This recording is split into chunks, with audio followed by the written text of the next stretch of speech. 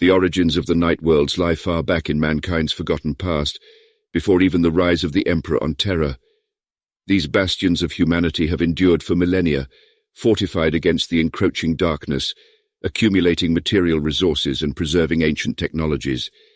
It was during mankind's first great exodus into the stars that the night worlds were established.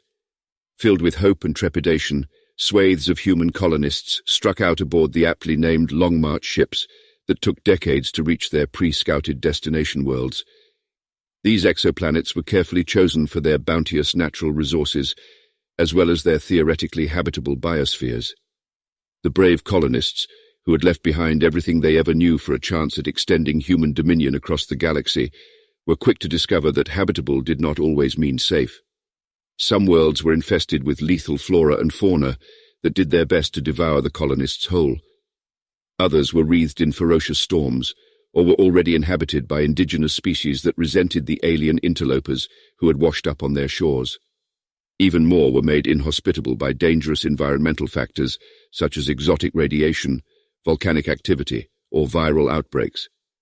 The raw materials required by the colonists to create their founding settlements came from cannibalizing the ships themselves. As such, they had no way to flee their dangerous new homes, and no choice but to dig in and prevail. Some colonies, of course, were lost, yet a far greater percentage successfully took root. This was thanks to a combination of the indomitable human spirit and the miracle that was standard template construct technology. STC machines could each replicate, endlessly and faultlessly, a specific device. They created atmospheric shelters, tools for farming and construction, means of power, transportation, and the like. They also created the towering bipedal constructs known as night suits. These armor-plated walkers could traverse even the most perilous landscapes, endure the worst conditions that the colony worlds could throw at them, and, when suitably armed, fight in defense of the colonists themselves. The first night worlds were settled during the earliest epoch of human expansion into the stars. They weathered the age of strife and were rediscovered and brought back into the fold during the golden era of the Great Crusade. With each of these night worlds representing an exceptional concentration of martial strength, there was competition between the Imperial Administratum and the Cult Mechanicus to secure their allegiance. The night worlds of the modern Imperium thus have differing alignments. Those pledging loyalty to the Emperor are known as Quaestor Imperialis. They deal with the Adeptus Mechanicus only as much as they must to maintain their night suits. Others are sworn wholly to the service of the Omnicia. These are Quaestor Mechanicus, and while still fighting for the Imperium, they obey the diktats of Mars in all things. Those exiles of the knightly houses, and those who are the last of their noble kin, are known as Freeblades. Such wandering mercenaries still fight for the Imperium, but may exhibit all manner of strange traits. For all their differences, Imperial and Mechanicus-aligned night worlds share certain key aspects. All are ruled by one or more noble houses, each of which owes fealty to their planet's overall ruler, typically a high monarch or a princeps. All maintain feudal systems of rulership that see the serf classes labor to support their knightly lords, who in turn defend their subjects from the predations of aliens, mutants, and heretics. All are hidebound by layer upon layer of courtly protocols and interminable rituals that have built up like sediment over the millennia, and which the majority of nobles will gladly go to war simply to escape. And of course, though night worlds may occasionally fall prey to internecine wars of succession or duels of honor, they are all quick to march out to the aid of the wider Imperium in times of need. Another unifying factor of all night worlds is the strange order of pseudo-tech priests, known as sacristans, who maintain the nobles' night suits. Trained by the Martian priesthood and skilled in every aspect of knightly technology, these monastic orders devote their lives to ensuring that the knights continue to fight. It speaks volumes about the martial pride of the night worlds that the sacristans place as great a level of importance upon the heraldry and panoply of their titanic charges as they do upon keeping their power plants and weapons systems running. Thus, it is not uncommon for a knight to be seen after battle encased in servo-repair armatures and swarming with sacristans, each lavishing as much time and care upon retouching the war machine's scarred paintwork as repairing more detrimental battle damage.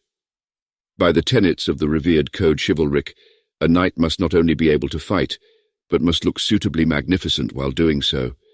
Though their ways may seem strange and archaic to many within the Imperium, there can be no doubt that the Imperial Knights are powerful allies. With the coming of the Great Rift, their strength has never been more needed.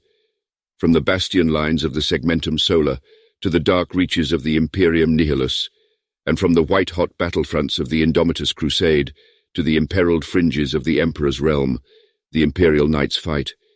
They march in numbers that have not been seen since the time of the Horus Heresy, for they recognize this time for what it is, the last great war that will either see the Imperium cast down in ruin or standing triumphant over the bodies of traitors and Xenos alike. To this decisive conflict, they give their all, for honor demands no less. Few Xenos races had an answer to these mechanical giants.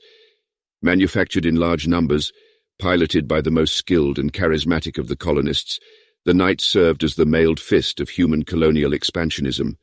They smashed threats to mankind's new domains wherever they encountered them, and their pilots rapidly achieved a status somewhere between celebrity and war hero. What no one realized was that even as the Knight suits were serving the colonists, their thrones mechanicum were irreversibly altering the minds and souls of those who piloted them. Whether this was an intentional facet of the Knight STC or some strange ghost in the machine is ultimately irrelevant. The fact was that the longer the Knights fought for their settlements, the more authoritarian their pilots became. Within a few generations, the concepts of chivalric conduct, ritual observance, loyalty and fealty that the throne's mechanicum implanted had indelibly changed the cultural dynamic of the human colonies. The Knight pilots became the first nobles and formed the original knightly houses. Those they protected took on an increasingly servile role, soon adopting the station of a feudal labor class. The Knight worlds became ever more conservative and insular. They rejected advances in human technology and were slowly sidelined. They became a source of amusement to the intellectually and culturally superior masses of humanity.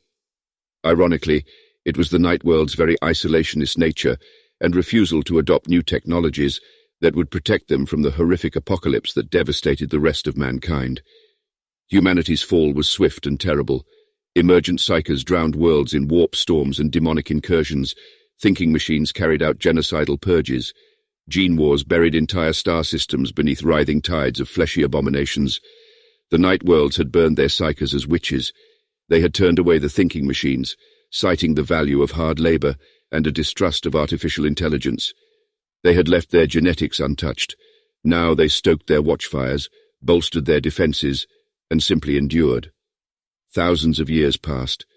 The darkness of old night persisted, yet so too did the Knights and their people. Cultures regressed and technologies wore down, yet amazingly few Knight worlds succumbed to the dangers of a hostile galaxy.